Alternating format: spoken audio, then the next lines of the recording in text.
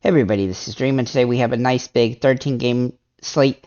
Before I get started, can you guys let me know how the audio and video looks today? So I don't know exactly how it's going to be today. I've changed some settings to try to make it look a little bit better, but I'm not sure if it will or not. But just give me some comments below if you notice anything. We do have a weather concern here with the St. Louis Kansas City Royal game. And that game could very well be postponed the way the weather looks today. So do make sure to keep track about that particular game. All the other games look really solid. And for a big slate like this, that is a good sign. Though, let's go ahead and get into this slate here. We have some interesting pitchers today. We'll start with Corbin Burnes. Now, his K rate has dipped the last few games. He's still one of the top strikeout pitchers on the slate. And he's a good option versus a weak hitting team. His price does make me nervous a little bit, but he is a viable option on the slate as he is facing the Chicago White Sox.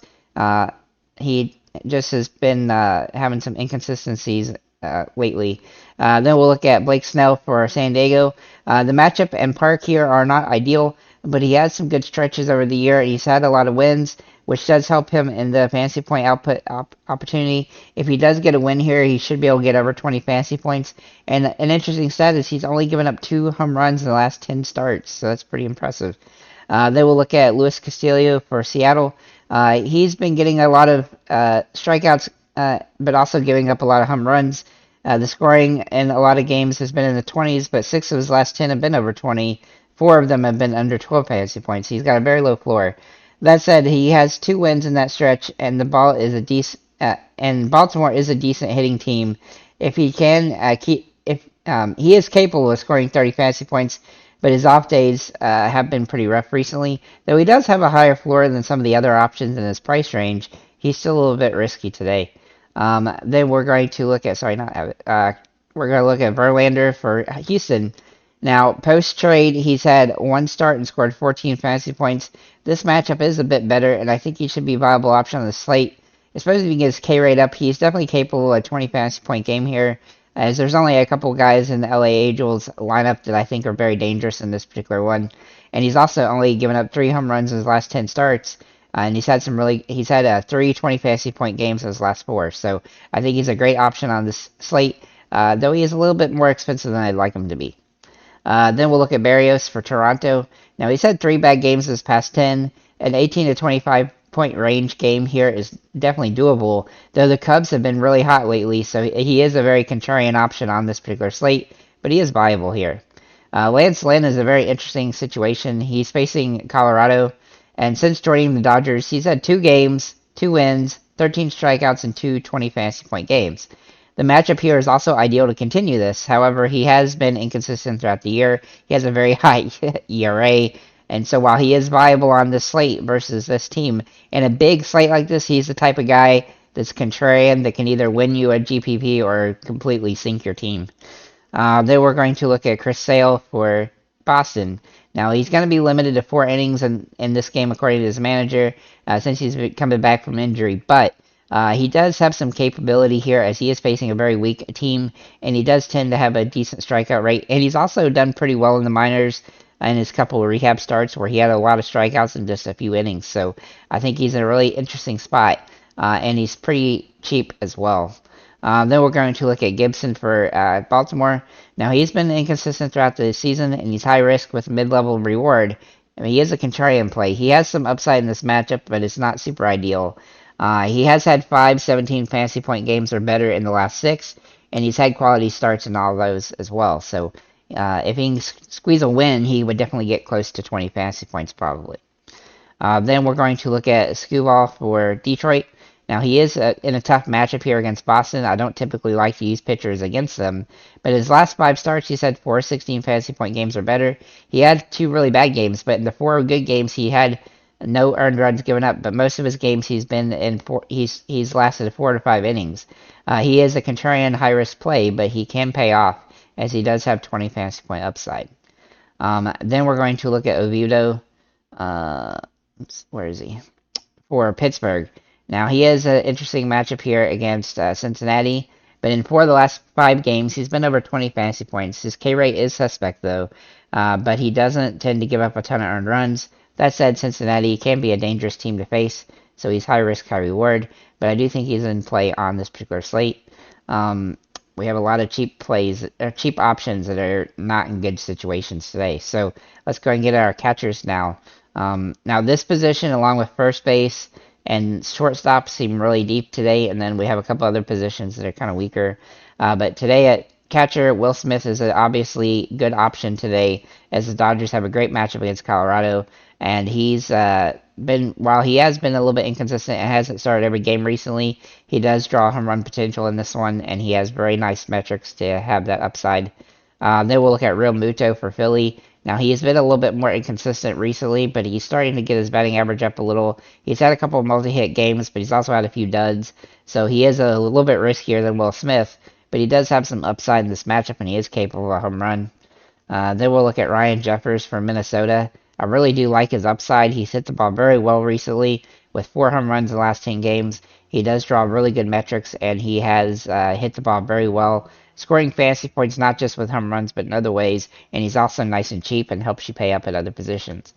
Then we'll look at Ruiz for Washington. Now, he is facing the best Oakland pitcher that there is, basically, but he has hit the ball fairly decent over the last few games, and he's had some multi-hit games as well, so he does draw some good metrics for upside.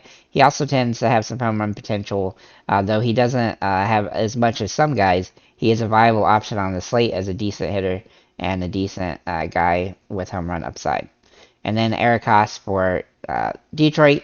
Now, he's had some good stretches throughout the year, and he has a couple games occasionally where he does really well, and he's very matchup dependent, but he does draw good metrics for this particular game. He's definitely a Hail Mary call, but he does have some very low end upside on the slate, and so he is a viable option. Catcher is actually fairly weak today. Moving to first base, Matt Olson is a great option. He has hit the ball extremely well with 5 home runs in the last 10. His batting average has been top tier. He's had 40 home runs this year already. He's had a few recently. He's also scoring fantasy points without home runs, with a lot of games with good hits. The only game he hadn't had a hit in a while was the 2 games ago where he got walked 3 times. So, though his price does make him super expensive, so if they decide to walk him a bunch, then that would definitely hurt his fantasy potential. But he's definitely viable on the slate as a great option.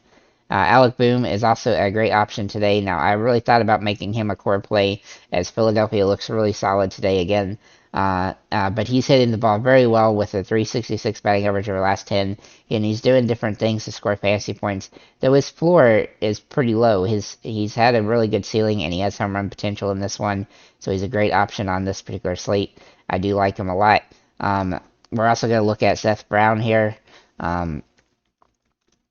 for Oakland. Now, he can play first or outfield. He's hit the ball very well with a 370 batting average over the last 10 games. He also has some good home run upside. If he does draw the start today, which he didn't draw the start last game, he would be a viable option here. He has some nice potential for a good hitting day, and he's also facing one of the best pitchers or one of the worst pitchers he's faced in a while. And so I do think that Oakland has a couple guys that have some potential on the slate. Freddie Freeman is also in play for the Dodgers. Now, he has absolutely crushed the ball with a 512 batting average the last 10 games. He's been good all season long. He has home run potential every time he comes up to bat as well, and he's just scoring fantasy points in lots of different ways. He's had 3 straight games with doubles. He's actually not getting walked all that much, and he doesn't really strike out much either. He's a great player. He's a great option, and he's a good contrarian play off of Olsen. Then we'll look at Jake Cronenworth for San Diego. Now, he does draw a really good matchup here. He's also hit the ball very well over the last 10 or so games. He's hitting 359 over that stretch. He's not a huge home run threat, but he's a guy that gets on base and does different things and scores in different ways. That said, his floor is a little bit lower than others, but he's definitely a viable option on this one. Then we're going to look at Spencer Torkelson for Detroit. Now, he is facing Chris Sale today, which is a concern. He also has not hit the ball very well recently. He is purely a home run or bust play, but he is viable on this particular slate. And then we'll look at Choi for San Diego for first base here. He's also a kind of a home run or bust option, as he's not hit the ball well. He's just a Hail Mary option with good metrics on this particular slate. Moving to second base here, we're going to look at Mookie Betts. Now, Mookie has been pretty much super awesome. The last 10 games or so, he's hitting 341 with 4 home runs in that stretch. He has a lot of home run upside. He's a little bit more risky than Freeman tends to be on his team, but he definitely draws good metrics here and has nice home run potential. Obviously, it's going to be hard to use 6,000 plus guys on this particular slate. But that said, Trevor Story is available at this position as well. Now he's finally had a game where he got a hit. In the last one, he had a double. He does need to do more than that to really pay off at this price range, but he is viable for a home run. The home run metrics for today are about as good as they've been for any of his 4 games or 3 games so far. Jose Altuve is also in play. He's hitting the ball extremely well, getting a ton of stolen bases as well, and he has home run potential. He's hitting over 400 over the last 10, and he just draws all sorts of good metrics here. He's pricey, but he is a great option on the slate. He was very borderline a Hail Mary play, or a top tier play as well, but there's just too many good ones on this particular slate, so he's definitely a viable option. Ahmad Rosario is also in play for the Dodgers. He's been pretty solid since he's joined the Dodgers, though his floor is low. He has a pretty good ceiling, and he has good potential here in this game with great metrics. He's not a huge home run threat, though, but he's in a good game against Gumber. And then Jake Cronenworth can also play here at second base, which is definitely nice if you want to utilize a couple of sub 4,000, 4,500 players at these first and second base positions. Maybe at third base here, we're going to look at Alec Boom. He is also available at first base. Our next guy to look at here is Machado. Now, Machado has really good metrics for this game, though he has been in a slump. All it takes is a one swing to get out of a slump, and he's had a couple. He had one a few games ago against the Dodgers, but I like his matchup here even better, and so he is definitely a great option on the slate, though he is a little bit risky at his price range. Same goes for Ella De La Cruz for Cincinnati. Now, he's been somewhat of a boomer bust guy now, as he's been somewhat inconsistent. He hasn't been stealing bases like he was to start either, and he's striking out a lot more, so that is a bit of a concern, but especially at his price range, but he does draw good metrics for this game, and he does have some high-end upside, obviously. Then we're going to look at Ke'Bryan Hayes for Pittsburgh, and I really like his potential today, as he's hit the ball pretty inconsistent throughout the year, but he does have some home run potential today, and I think that gives him some utility, though he has had some good games in the last 3 he had against Atlanta. He managed all 3 games to have over 19 fantasy points. I'm not saying he'll have another game like that, but he is definitely capable of having a good hitting game here, as he's really hitting the ball well right now. Maybe in the shortstop, we're going to start with Trey Turner. He is a core play for me for Philly, as he draws really good metrics here. He's hit the ball pretty solid, and I like his upside here. He's had a lot of good games with hits in a row, and I do think he has good home run potential in this one. Philly's definitely a team I would like to stack today if I can figure out how to do it, because they are fairly expensive, but he's definitely an option. Trevor Story is also available at this position. Javier Baez for Detroit is also in play. Now, he is in a tougher matchup here, but he has hit the ball pretty well recently for him. He definitely has some good metrics here, though he is striking out some as well. He's kind of a contrarian option, and he just comes in with a situation where I think he's viable. Then we're going to look at C.J. Abrams, who's really stolen bases very well recently, which gives him a lot of potential. His price did pop up pretty high. Has popped up some more, I should say, but he's still viable at this price and a good option here against a weak Oakland team. Though this is probably the best Oakland pitcher that they have, he still has some good potential as long as he can get on base and get a steal or two, which is definitely possible today. Carlos Correa is also in play for Minnesota, though he is a little bit pricey. He has got a couple home runs in the last 10 games. He does have that upside, and I do think he's a viable play on this one, though he is a little bit hard to roster at his price. Ahmad Rosario can also play here at shortstop, and then Pablo Reyes for Boston, who can play second or shortstop, but I think I like him a lot better here at short. He's absolutely been ridiculous over the last 10 games and since he started his season. I don't expect a home run or something likely, but he does have some stolen base potential, and he's really been hitting the ball well recently, so that gives him a lot of upside, and he's just nice and dirt cheap, and so he's definitely somebody to consider as a decent play at this position. Also helps you pay up at other areas. Moving to outfielders, we got a couple of core plays. I'll start with them. Nick Castellanos has absolutely just murdered the ball lately with 6 home runs over the last 10.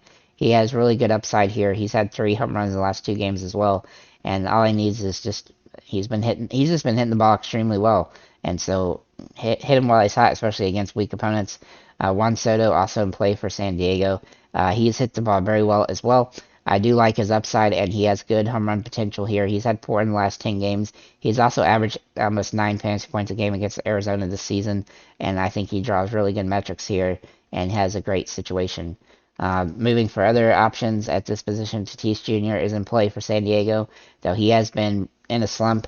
Like I've said before, there's certain situations where guys look really good, and this is one for him. And this would be a good spot for him to get out of the slump for a good game. Acuna is obviously always in play for Atlanta, as he's just one of the most diverse players on the slates that you can have, as he has home run upsides, just good hitting potential, stolen base potential, everything, and he scores a good amount of fantasy points. His price actually continues to rise somehow, though, so I don't know how much higher he can get. Mookie Betts also in play at this position. Seth Brown at first, who also I mentioned at first base, is also available at this position. Lars Nootbaar is in play for St. Louis. Now, he has been really good recently with a 325 batting average over the last 10 games. He's getting a lot of hits. He's not a huge home run threat, but he does have some potential, and he also has had a couple of stolen bases recently too, so he is hitting the ball pretty well. I do like his upside as a result. Chase McCormick for Houston, if he was to draw the start today, which I don't know if he will or not, but if he does have some nice home run potential today, though he is a little bit risky, especially with the fact that he has a knee bruise. George Springer also in play for Toronto. He's really hit the ball extremely well, and he's doing it without home runs. He's also stealing some stolen bases now all of a sudden, so he's hitting the ball very well with a 395 average over the last 10 games, and he's had some big games even without home runs, and he is capable of a home run as well. So while he's hitting the ball well, he's somebody I definitely think is worth a look. The same goes for Michael Harris, as he's hit 417 over the last 10 games, and again, he's not doing it with a lot of home runs. He's doing it with just good hitting and good stolen base potential, so he's hitting and scoring a lot of fantasy points as a result. Ruiz for Oakland is a contrarian option today. If he can get on base and get some stolen bases, he'll pay off at this price point, but he does need to get on base to do that, and he doesn't always get on base, but when he does tend to get stolen bases. He's one of the best stealers in the game this season. And then we're finally, last but not least, Jordan Luplow for Minnesota. Now, he's only played in a handful of games, but he's hitting the ball pretty well, and he does draw good metrics for this game. I think he has some very low-end upside at high risk, high reward, but he's dirt cheap and can help you pay up at other positions. With that said, guys, thank you for liking, commenting, subscribing. If you have any comments or questions, feel free to leave them below, and have a nice day, guys.